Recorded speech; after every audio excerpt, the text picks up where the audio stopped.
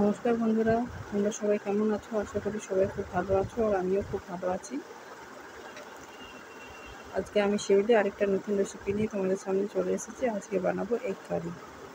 প্রথমে আমি ডিমগুলোকে ভালো করে ধুয়ে প্রেসার কুকারে নিয়ে নিয়েছি, একটু জল দিয়ে, আর দুটো আলুও কেটে নিয়ে নিয়েছিলাম সেদ্ধ করার জন্য। আমি ডিম সাধারণত প্রেসার কুকারে সেদ্ধ করি, তাড়াতাড়ি হয়েও যায়, আর একটা সিটি দিলে খুব সুন্দরভাবে ডিমটাও সেদ্ধ হয়ে যায়। ডিমগুলো সেদ্ধ হয়ে গেছে। ডিম আর আলুগুলো আমি খোসা ছাড়িয়ে একটা প্লেটের মধ্যে রেখে নিয়েছি। কেটে নিয়েছিলাম পেঁয়াজ, টমেটো, কাঁচা লঙ্কা আর রসুন ছাড়িয়ে রসুনটা একটু থেতো করে নিয়েছিলাম। এদিকে ডিমগুলো আমি একটা কড়াইয়ের মধ্যে সরষের তেল দিয়ে ভাজা বসিয়ে দিয়েছিলাম, ডিম আর আলুটা। আর একটা মশলা রেডি করে নিয়েছিলাম, দিয়েছিলাম লঙ্কার গুঁড়ো, হলুদ গুঁড়ো, জিরের গুঁড়ো, আদার গুঁড়ো আর মিট মশলা আর পরিমাণ মতো নুন। ডিমটা ভাজার সময় আমি ওর মধ্যে একটু হলুদ দিয়ে দিয়েছিলাম, যাতে ডিমটা একটু তাড়াতাড়ি লাল করে ভাজা হয়ে যায়। ডিমটা উল্টিয়ে পাল্টিয়ে লাল করে আমি ভেজে নিয়েছিলাম। ডিম আর আলুটা ভাজা হয়ে গেছে। এখন আমি একটা বাসনের মধ্যে তুলে নেব।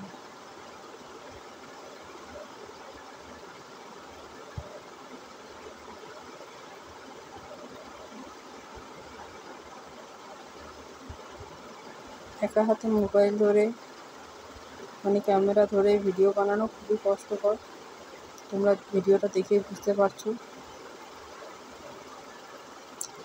যারা আমার পেজে নতুন তারা আমার পেজটাকে ফলো করে আমার পাশে থেকো।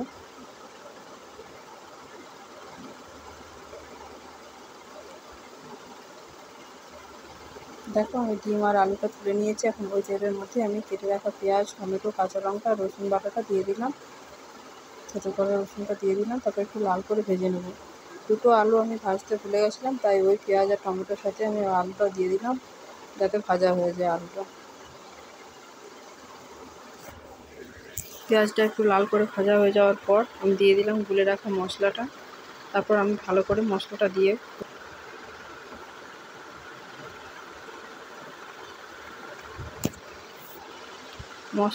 ভালো করে কষিয়ে নিলে পেঁয়াজটা আর টমেটোটা দুটোই গলে যাবে আর ভালো মতন মশলাটা কষানো হয়ে যাবে।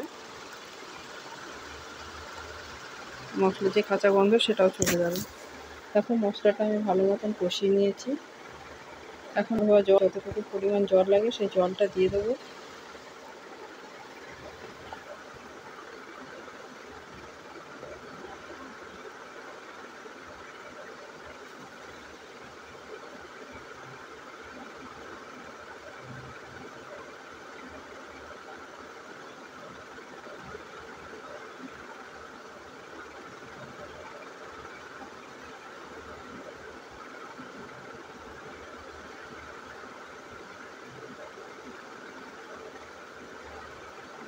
পরিমাণ মতো জল দেওয়ার পর আমি দিয়ে দিলাম ডিম আর ভেজে রাখা আলুটা, আর উপর থেকে একটু টমেটো সস দিয়ে দিলাম। টমেটো সসটা দিলে বাজারে রান্নার মতন স্বাদটা হয়। তোমরা অবশ্যই বাড়িতে ট্রাই করো।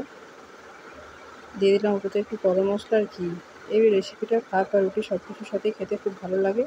তোমরা বাড়িতে অবশ্যই বানিয়ে দেখো, আশা করি তোমাদের খুব ভালো লাগবে। যে যেমন ঝাল আর নুন খাও সে সেইভাবে ঝাল আর নুনটা দেবে। আমি দিয়েছিলাম আমাদের মাপ মতন।